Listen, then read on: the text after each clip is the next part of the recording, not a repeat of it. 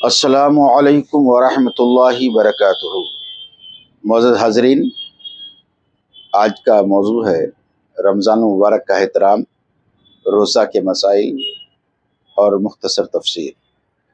رمضان المبارک نہایت ہی مقدس اور بابرکت مہینہ ہے۔ بڑے خوش نصیب ہیں وہ لوگ جو اس کا ادب اور احترام کر کے دونوں جہاں کی نعمتوں سے سرفراز ہوتے ہیں۔ احترام رمضان کا تذکرہ کرتے ہوئے حضور پاک سرور کائنات صلی اللہ تعالیٰ علیہ وسلم نے ارشاد فرمایا، رمضان کا مہینہ آ گیا ہے جو کہ بہت ہی بابرکت ہے۔ اللہ تعالیٰ نے اس کے روزے تم پر فرض کیے ہیں، اس میں آسمان کے دروازے کھول دیے جاتے ہیں اور جہنم کے دروازے بند کر دیے جاتے ہیں۔ سرکش شیاطینوں کو قید کر لیا جاتا ہے۔ اس میں اللہ تعالیٰ کی ایک رات شب قدر ہے جو 1000 مہینوں سے بڑھ کر ہے۔ جو اس کی بھلائی سے محروم ہوا وہی محروم ہے۔ بلا شبہ یہ رمضان المبارک کا احترام ہے کہ اس کی آمد ہوتے ہی شیطان زنجیروں میں جکڑ دیے جاتے ہیں، رحمت کے دروازے کھول دیے جاتے ہیں، رحمت کی گھنگور گھٹائیں ساون بھادو کی طرح برسنے لگتی ہیں، رحمت و برکت اور بھلائی کی باد بہاری سے اللہ کے مخلص بندوں کے دل و دماغ معطر ہونے لگتے ہیں۔ رمضان کے احترام سے اپنے مالا مال ہوتے ہی ہیں، اگر کوئی غیر بھی اس کا احترام بجا لائے تو وہ بھی فیضان رمضان سے محروم نہیں رہتا۔ جیسا کہ ایک واقعہ سے اس بات کی تصدیق ہوتی ہے کہ بخارا میں ایک مجوسی رہتا تھا۔ ایک مرتبہ وہ رمضان میں اپنے بیٹے کے ساتھ مسلمان کے بازار سے گزر رہا تھا کہ اس کے بیٹے نے کوئی چیز اعلانیہ طور پر کھانے کے لیے شروع کر دی۔ مجوسی نے جب یہ دیکھا تو مارے غیرت کے اس نے اپنے بیٹے کو ایک تماچا رسید کر دیا اور ڈانٹتے ہوئے کہا، رمضان مبارک کے مہینے میں تمہیں مسلمانوں کے بازار میں کھاتے ہوئے شرم نہیں آتی؟ تمہارے اس عمل سے مسلمانوں کی دل آزاری ہوئی ہے، نیز رمضان المبارک کی عظمت کی پامالی بھی، اس لیے آئندہ بھی کبھی ایسی حرکت نہ کرنا۔ اطاعت شعار بیٹا یہ سب کچھ سننے کے بعد نہایت سنجیدگی سے سوال کیا، ابا جان آپ بھی تو رمضان میں کھاتے پیتے ہیں؟ اس کے والد نے جواب دیا، ہاں میں کھاتا تو ضرور ہوں مگر اپنے مکان کے اندر چھپ کر کھاتا پیتا ہوں، سر عام کھا پی کر اس مبارک مہینے کی بے حرمتی نہیں کرتا۔ کچھ عرصہ بعد اس آدمی کا انتقال ہو گیا۔ کسی نے خواب میں اسے جنت میں ٹہلتے ہوئے دیکھا، حیرت میں ڈوب کر دریافت کیا کہ تو مجوسی تھا، پھر جنت میں کیسے؟ اس نے جواب دیا، واقعی میں مجوسی تھا، لیکن جب میری موت کا وقت قریب آیا تو اللہ تبارک و تعالیٰ نے مجھ پر کرم فرمایا۔ رمضان مبارک کے احترام کی برکت سے اللہ تبارک و تعالیٰ نے مجھے ایمان کی دولت سے سرفراز فرما دیا اور ساتھ ہی جنت میں داخل فرما کر اپنی بے انتہا نعمتوں سے مالا مال بھی فرما دیا۔ اس واقعے سے پتہ چلتا ہے کہ جب غیر مسلم رمضان کے احترام کرنے سے ان پر یہ انعامات کی بارشیں ہوئی ہیں تو یقیناً اگر مسلمان اس کا احترام بجا لائے اور دل و جان سے اس کی تعظیم کرے تو پھر بھلا کیوں کر اس پر رحمت و انوار کی برسات نہ ہوگی۔ یہاں ایک سوال یہ پیدا ہوتا ہے کہ رمضان المبارک کے مقدس مہینے میں جب شیاطین قید کر دیے جاتے ہیں تو پھر لوگ گناہوں میں کیسے مبتلا ہوتے ہیں؟ اس کا جواب دیتے ہوئے علماء کرام نے فرمایا کہ حقیقت میں ابلیس اپنی ذریتوں کے ساتھ قید کر دیا جاتا ہے۔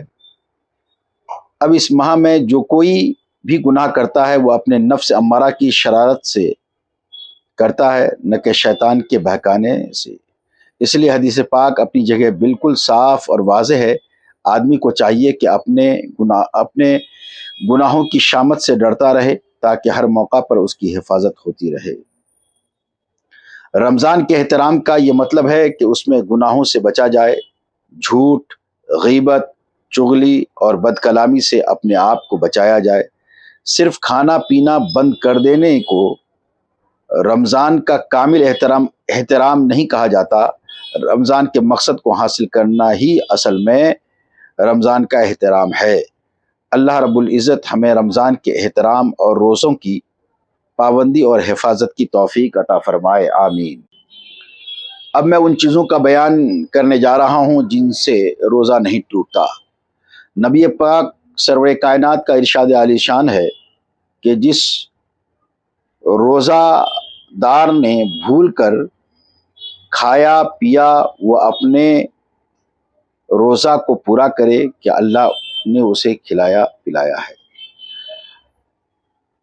آپ سرور کائنات صلی اللہ علیہ وسلم نے فرمایا 3 چیزیں روزہ نہیں توڑتی: قے، پچنا اور احتلام۔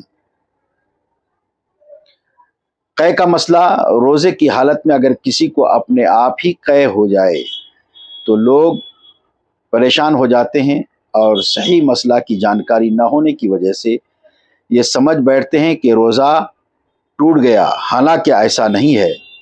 اس لیے اس تعلق سے تفصیلی مسئلہ بغور ذہن نشی کر لیں۔ روزہ کی حالت میں اپنے آپ کتنی ہی قے ہو جائے، یعنی خود بخود کتنی ہی قے ہو جائے، اس سے روزہ نہیں ٹوٹتا۔ روزہ یاد ہونے کے باوجود جان بوجھ کر منہ بھر قے کی تو روزہ ٹوٹ جائے گا۔ جان بوجھ کر منہ بھر قے سے بھی روزہ اس صورت میں ٹوٹے گا جبکہ قے میں کھانا پانی سفرہ یعنی کڑوا پانی یا خون آئے۔ اگر قے میں صرف بلغم نکلا تو روزہ نہیں ٹوٹے گا۔ جان بوجھ کر قے کی مگر تھوڑی کی تو روزہ نہ ٹوٹے گا۔ منہ بھر قے بلا اختیار ہو گئی تو روزہ نہ ٹوٹا، البتہ اگر اس میں سے ایک چنے کے برابر بھی واپس لوٹا تو روزہ ٹوٹ جائے گا، اور اگر ایک چنا سے کم ہے تو روزہ نہ ٹوٹے گا۔ منہ بھر قے کا مطلب یہ ہے کہ اسے بلا تکلف نہ روکا جا سکے۔ بھول کر کھایا یا پیا یا جمع کیا، روزہ فاسد نہ ہوا، خواہ وہ روزہ فرض ہو یا نفل۔ مسئلہ یہ ہے کہ روزہ یاد ہونے کے باوجود بھی مکھی، غبار یا دھواں حلق میں چلے جانے سے روزہ نہیں ٹوٹتا، خواہ وہ غبار آٹے کا ہو، غلہ کا ہو، یا ہوا سے مٹی اڑی ہو، یا جانور کے ٹاپ سے ہو۔ مسئلہ یہ ہے کہ بس، موٹر گاڑی وغیرہ سے جو غبار اڑ کر پڑ جائے اس سے روزہ نہیں ٹوٹتا۔ اگر بتی سلگ رہی ہے، اس کا دھواں ناک میں گیا تو روزہ نہیں ٹوٹے گا۔ ہاں، اگر لوبان یا اگربتی سلگ رہی ہو اور روزہ یاد ہونے کے باوجود منہ قریب لے کر اس کا دھواں ناک سے کھینچا تو روزہ فاسد ہو جائے گا۔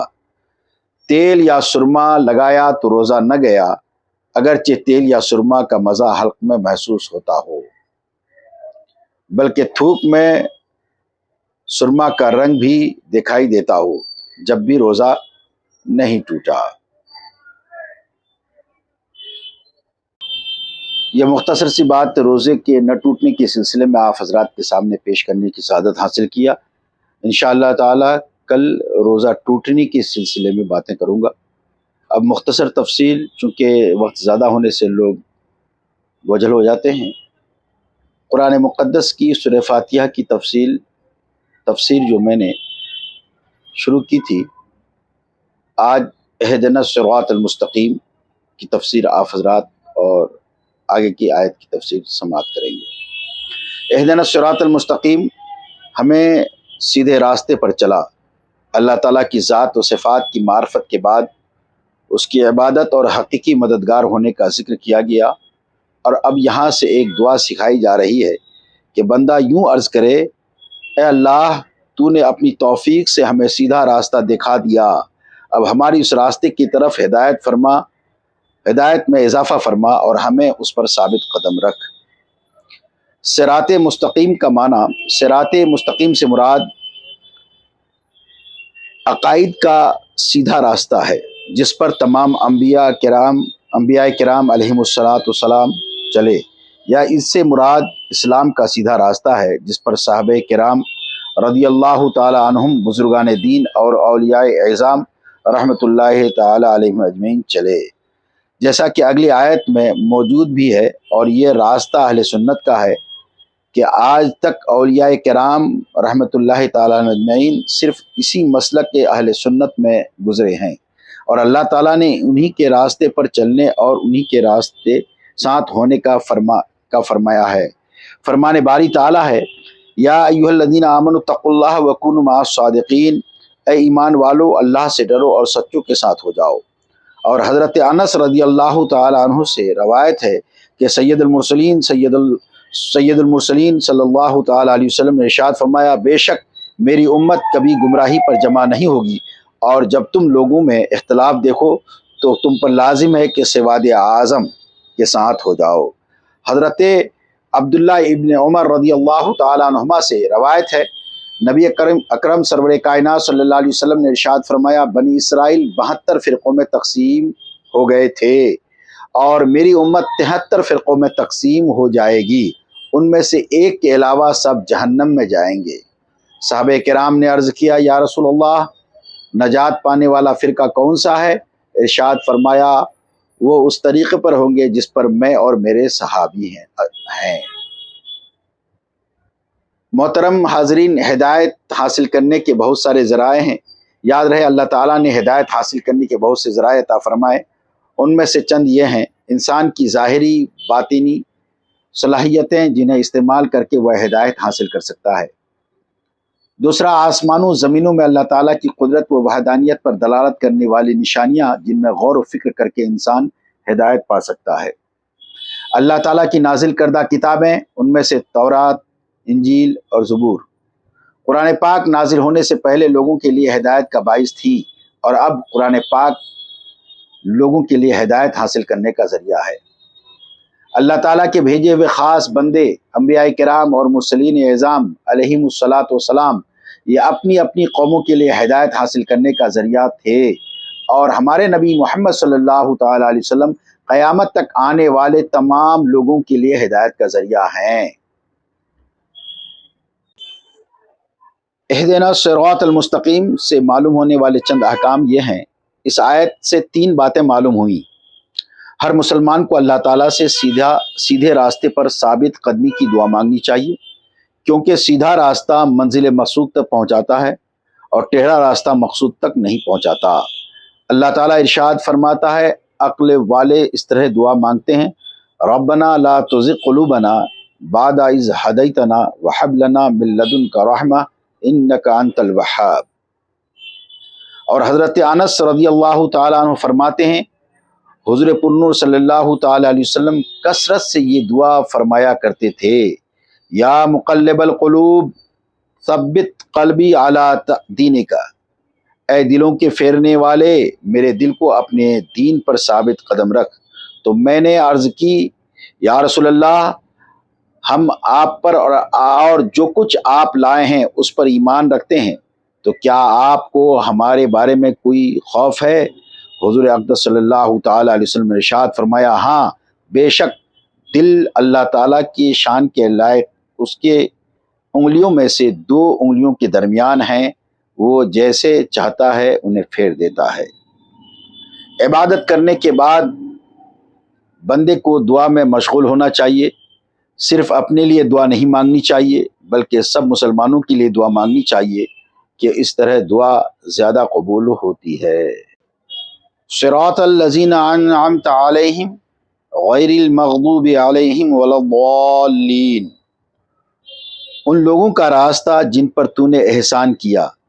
یہ جملہ اس سے پہلی آیت کی تفسیر ہے کہ صراط مستقیم سے مراد ان لوگوں کا راستہ ہے جن پر اللہ تعالیٰ نے احسان و انعام فرمایا، اور جن لوگوں پر اللہ تعالیٰ نے اپنا فضل و احسان فرمایا ان کے بارے میں ارشاد فرماتا ہے، وَمَن يُطِعِ اللَّهَ وَالرَّسُولَ فَأُولَٰئِكَ مَعَ الَّذِينَ أَنْعَمَ اللَّهُ عَلَيْهِم مِّنَ النَّبِيِّينَ وَالصِّدِّيقِينَ وَالشُّهَدَاءِ وَالصَّالِحِينَ وَحَسُنَ أُولَٰئِكَ رَفِيقًا۔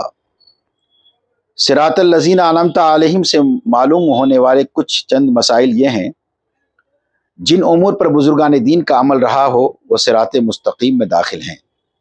امام فخر الدین رازی رحمۃ اللہ تعالی علیہ فرماتے ہیں، بعض مفسرین نے فرمایا، اہدنا الصراط المستقیم کے بعد صراط الذین انعمت علیہم کو ذکر کرنا اس بات کی دلیل ہے کہ مرید ہدایت اور مکاشفہ کے مقامات تک اسی صورت پہنچ سکتا ہے جب وہ کسی ایسے کامل پیر کی پیروی کرے جو درست راستے کی طرف اس کی رہنمائی کرے، غلطیوں اور گمراہیوں کی جگہوں سے اسے بچائے، کیونکہ اکثر لوگوں پر نقص غالب ہے اور ان کی عقلیں حق کو سمجھنے، صحیح اور غلط میں امتیاز کرنے سے قاصر ہیں۔ تو ایک ایسے کامل شخص کا ہونا ضروری ہے جس کی ناقص شخص پیروی کرے، یہاں تک کہ اس کامل شخص کی عقل کے نور سے اس ناقص شخص کی عقل بھی مضبوط ہو جائے، تو اس صورت میں وہ سعادتوں کے درجات اور کمالات کی بلندیوں تک پہنچ سکتا ہے۔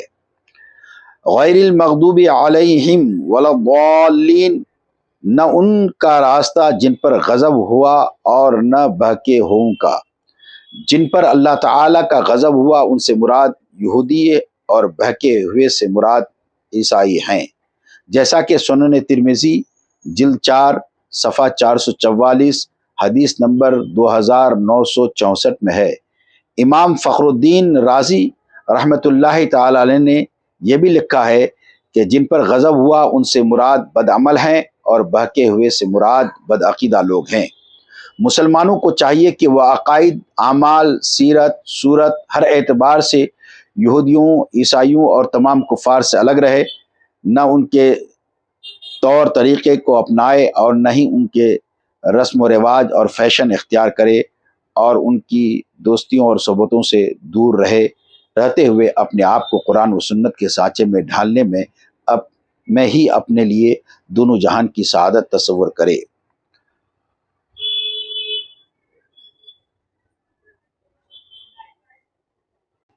آیت کے آخر میں وَلَضَالِّينَ سے متعلق کچھ شرعی بات سماعت فرمائیں۔ بعض لوگ وَلَضَالِّينَ کو وَلَضَالِّينَ پڑھتے ہیں، ان کا ایسا کرنا حرام ہے۔ اعلیٰ حضرت امام احمد رضا خان فاضل بریلوی فرماتے ہیں کہ ضاد کو ضا، زا اور زال سب حروف متباینہ متغائرہ ہیں، یعنی ایک دوسرے سے یہ جدا ہیں۔ ان میں سے کسی کو دوسرے سے تلاوت قرآن میں قصداً بدلنا، اس کی جگہ اسے پڑھنا، نماز میں خواہ بیرون نماز سب حرام قطعی ہے۔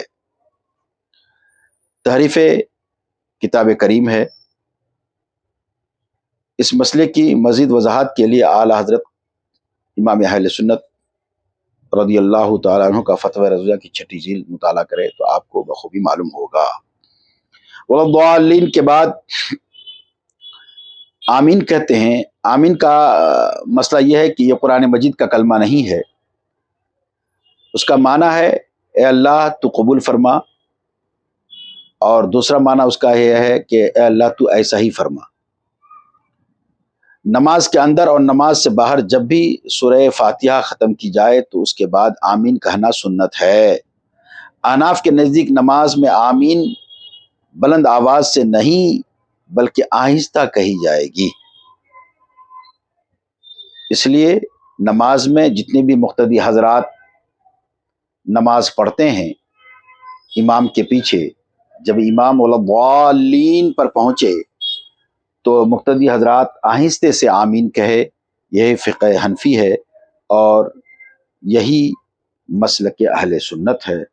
السلام علیکم ورحمۃ اللہ وبرکاتہ۔